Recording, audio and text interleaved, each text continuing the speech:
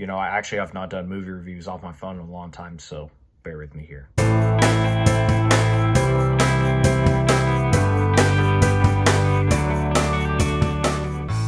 What is going on, my digital dads? This is Byron here, and welcome to another episode of Byron's Bios. Now, tonight is the night you haven't expected, that being a double movie review, which I'm doing so for the first time in the history of Byron's Bios. These two movies are based off of an iconic Broadway musical focusing on both Acts 1 and 2, and taking place within and prior to the events of The Wizard of Oz, a true classic. Now, you might have read the books, you might have seen the musical, but as for the movies, there's a lot more surprising reveals that are shown throughout those two successful movies, which were both directed by John M. Chu. Now, before we begin, if you have not already seen any of these movies, don't even worry because I will not be spoiling those films as much. Well, actually, you know what? There might be a few spoilers in this review, so I would just like to give you all a spoiler warning. So, as usual, we will start off with the first movie that was released last year based on the first act, which is none other than Wicked. Now, the plot is where we get Glinda, played by Ariana Grande, who is celebrating the death of the Witch of the West with the Munchkins, and that opening scene takes place after the events of The Wizard of Oz, by the way. One of the Munchkins asks Glinda if the rumor about Elphaba and her being friends is true, and she confirmed that it was actually true. As we got to see what was going on prior to the events of the classic movie itself, Glinda told the Munchkins about how she and Elphaba were really great friends. When the witches themselves attended Shid's University, everybody made fun of Elphaba, played by Cynthia Erivo, because of her green skin, but Glinda ended up being by her side and tried to help her become recognizable in a positive way, like being as popular as Glinda herself. However, things in the land of Oz did not go so well. From the animals that talk and live in a human nature getting imprisoned, to Elphaba learning that she has a lot of magical powers. They visit the wizard as he shows the girls his concept model of improving the land of Oz, creating Elphaba her own village. However, things started to get insane when Elphaba learns about the wizard's lies, and their relationship becomes a crossroad when they start taking different paths, as Elphaba escapes in black clothing with a broom that she takes to fly with it. And that is how she becomes the Wicked Witch of the West, and how she became radicalized when the guards try to take her because of how wicked she is. And finally, I will review the second and final installment of this film series that's based on the second act, which is the new Wicked for Good. Now, the plot is where it takes place after the events of Wicked, and some parts that take place during the events of The Wizard of Oz, where Elphaba, who is now the Wicked Witch with Cynthia Erivo reprising her role, now lives in the Ozian forest, while Glinda, whose role is reprised by Ariana Grande, now lives at a palace in Emerald City and is popular there. The angry mob in the land of Oz is after Elphaba, as they're against her for being wicked and has to reunite with Glinda in order to transform everybody in the land of Oz for good. And I mean, of course, we all know what happens throughout the rest of the movie besides the other scenes that I will not go over, like where Nessa Rose Throp, who would now be the governor of the land of Oz, dies when she gets crushed by a house falling from a tornado. Glinda magically giving Dorothy Gale the shoes that once belonged to Nessa Rose and leading her to see the wizard by having her taking the yellow brick road to get there. The wizard himself telling Dorothy and a few guys that we know and love to bring him the broomstick from the witch herself. Dorothy getting kidnapped by the flying monkeys and being barked at by Elphaba. Her throwing clear water at the witch that kills her, and the Wizard of Oz himself leaving in a hot air balloon without Dorothy. So, that's the Wicked series for you.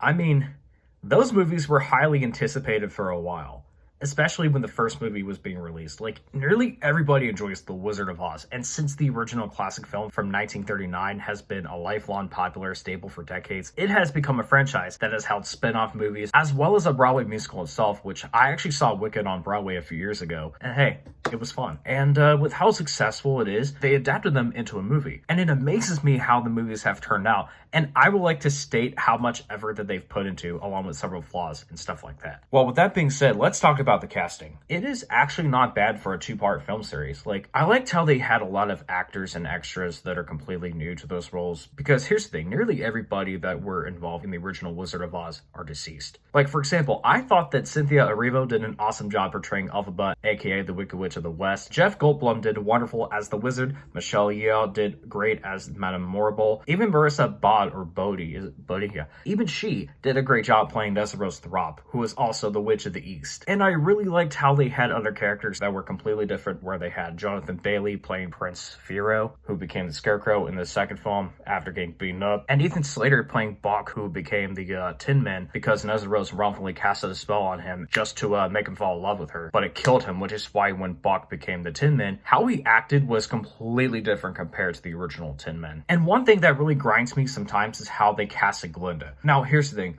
Originally, I thought Ariana Grande was a weird fit for the role because of her buck teeth and how skinny she is. And I thought that Dove Cameron would have been a better choice for her to portray Glinda for a lot of reasons, because she has a history of doing fantasy films, particularly from Disney, and she has a really beautiful singing voice. And yet people kindly argued that Dove would not be the best fit anyway because her voice is rumored to be a bit deeper, which I don't think her voice is that deep, and that they claim that, oh, Ariana's voice is higher. So like, I think what they're trying to say in particular is that Universal was looking for somebody to portray Glinda that has a very high-pitched voice when they sing songs and have dialogue. I mean, no offense to Ariana. Now, here's the thing.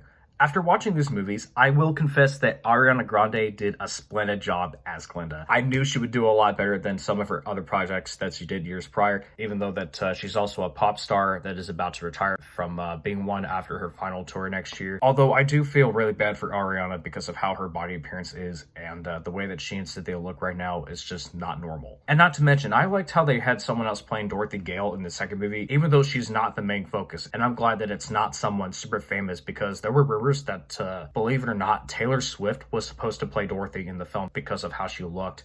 But instead, they had Bethany Weaver playing Dorothy. Now, if Taylor was in the film as that character, the fans would have gotten insane. Like, I'm literally dead serious. And hey, you can't go wrong with the music that they have in these two movies. The music that they composed and orchestrated were well done. That's all I could say about it. I mean, they were just obviously well done. They knew how to put the music into the films, and it makes you feel like that you're part of the story. And the songs they have in the films are great. They were well choreographed and composed to how they connected the story, like Popular, Wonderful, No One Mourns the Wicked, and even the #1 hit, Defying Gravity, which is actually one of my favorites. It's like they knew how to adapt the musical into a feature film, and it seems like that Universal is about to top Disney with the national media that is conquering. And even the singing of any kind is so phenomenal. You know, normally people say that the CGI animation is like a drug to the viewers, but the CGI that they've put in the scenery of the film and several characters like the animals that are in prison and eventually freed, and plus the great and powerful Oz controlled by the wizard himself, they did outstanding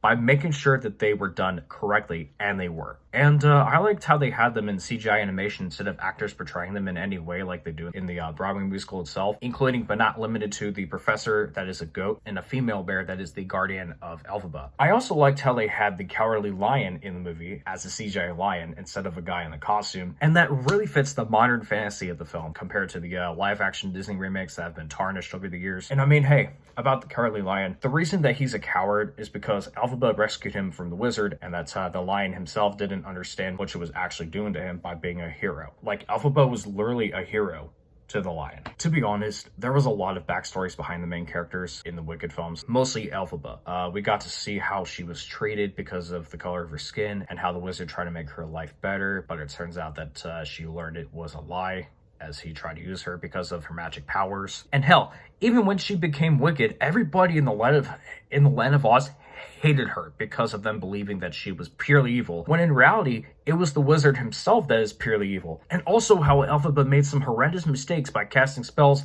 on a couple of men that I mentioned before, and how it devastated Elphaba when her sister got killed in a tornado, and when Glinda gave Dorothy her shoes when it belonged to her sister originally, even though the shoes looked completely different compared to the original. So really, Elphaba is not purely evil all along, like we all thought she was in the classic movie that we know and love. She was just broken and wanted everyone to believe her, and yet everybody was against her. And like, the reason Elphaba was being a bitch to Dorothy and a few other characters is that she was emotionally harmed by how they were on Glinda's side and the wizard's side before the wizard himself took off, and that Glinda did not get permission from Elphaba to give the shoes to Dorothy. Like, she was also against how the wizard imprisoned animals and not setting them free. Now, there is something new that no one even thought of. So like, you know how Dorothy threw clear water at Elphaba that potentially killed her? Well, the difference is that Dorothy said that, oh, she didn't mean to kill her like that, when in Wicked, it was her intention to do so. And everybody in the land of Oz wanted Elphaba to die from that because it stated that clear water is what kills her. Well, this is a huge spoiler alert. You literally have been warned, but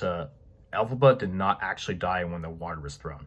She lived, but she was sheltered, and the Scarecrow came to get her, and he goes out with her far from the land of Oz, where everybody would think that, oh, the witch is dead. I think what really happened is that the clear water just killed her magic powers. And other surprises that were revealed were that Glinda hasn't always had magic powers, and there are some interesting facts regarding how the wizard is actually evil. Not only that he tried to use Elphaba, but spoiler alert, he is the father of Elphaba. He made up a lot of lies about what he was going to do to make the Land of Oz wonderful. And you know how in the classic film, as I've mentioned before, that Dorothy called him a bad man, and that he said that he didn't say, "Oh, I'm not a bad man, but I'm a bad wizard." Well, I'm not gonna lie, but Dorothy was actually right. The Wizard of Oz is actually evil. And Elphaba realized that fact the entire time when Glinda realized that later, which is why that she set this up by forcing him to leave the Land of Oz. And that he went without Dorothy. Oh, and by the way, the only reason that the wizard told Dorothy and a few other guys to bring him the broomstick from Elphaba was that when Elphaba became wicked, she stole the broom that was actually in that facility just to escape, and it belonged to that property. And last but not least, you can clearly tell that the iconic musical is interpreted into those two movies, and they interpreted it really well. From the storyline to the music to the acting to the singing to every single effort that they have put in, including the background, the setting, the writing, even though that some parts were kind of rewritten on purpose, the makeup, the costumes, the CGI graphics and characters that were adapted into live action. They've done a phenomenal job with the budgeting that they were put into those films. And I'll be honest, my dudes and dudettes, I couldn't thank Universal enough for making the movie that none of us ever thought they were going to adapt or create. And in conclusion, I will admit that I had a lot of fun watching both Wicked and Wicked for Good, especially with how they shared a lot more reveals than the musical itself did, which is why I give those two movies a 4.5 out of 5. The first movie is the best and the most anticipated, and while I think that the second movie is as great as the first movie, I could see why it wasn't as anticipated because it's just another Wonka situation. But hey, if you haven't seen Wicked, I highly recommend it. And if you haven't seen Wicked for Good yet, I highly recommend it as well. So just go check it out in theaters while you can. So yeah, that is my double review on Wicked and Wicked for Good. I hope you all enjoyed this vid. Be sure to like and subscribe, and I will see you guys in the next vid. Until then, this is me, Byron, signing off. Peace. And guess what? No one mourns the wicked.